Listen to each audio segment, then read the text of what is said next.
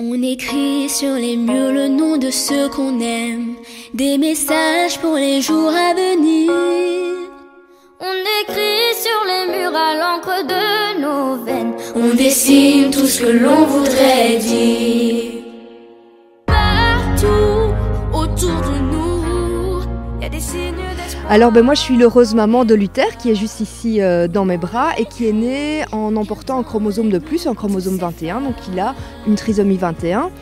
Et très vite j'ai souhaité, je crois comme tous les parents, qu'il ait la vie la plus épanouie possible, mais aussi la vie la plus ordinaire.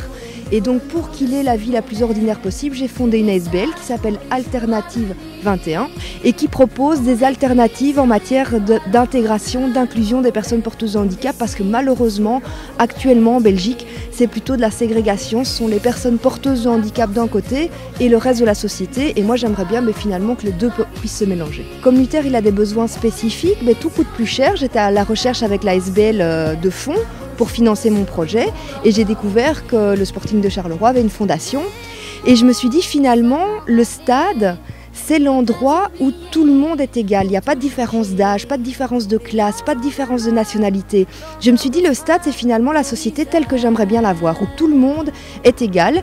Et donc j'ai tenté ma chance, j'ai écrit un message à M. Bayat en expliquant mon projet, en demandant un rendez-vous et j'ai eu le bonheur de recevoir une réponse positive.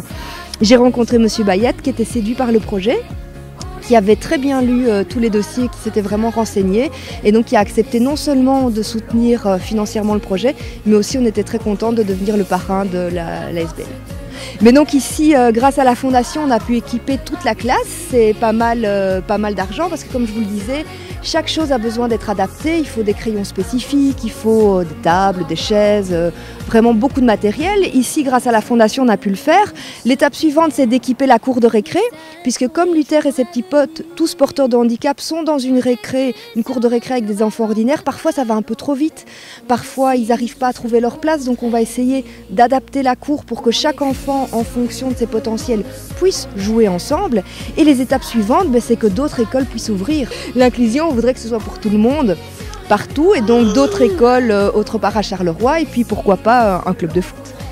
Ce que j'espère, c'est qu'on puisse vraiment cheminer ensemble vers une société handicap inclus, c'est-à-dire une société où tout le monde se rend compte que derrière le handicap, il y a certes des déficiences, mais aussi beaucoup de potentialités, et qu'une société elle est riche de ses différences.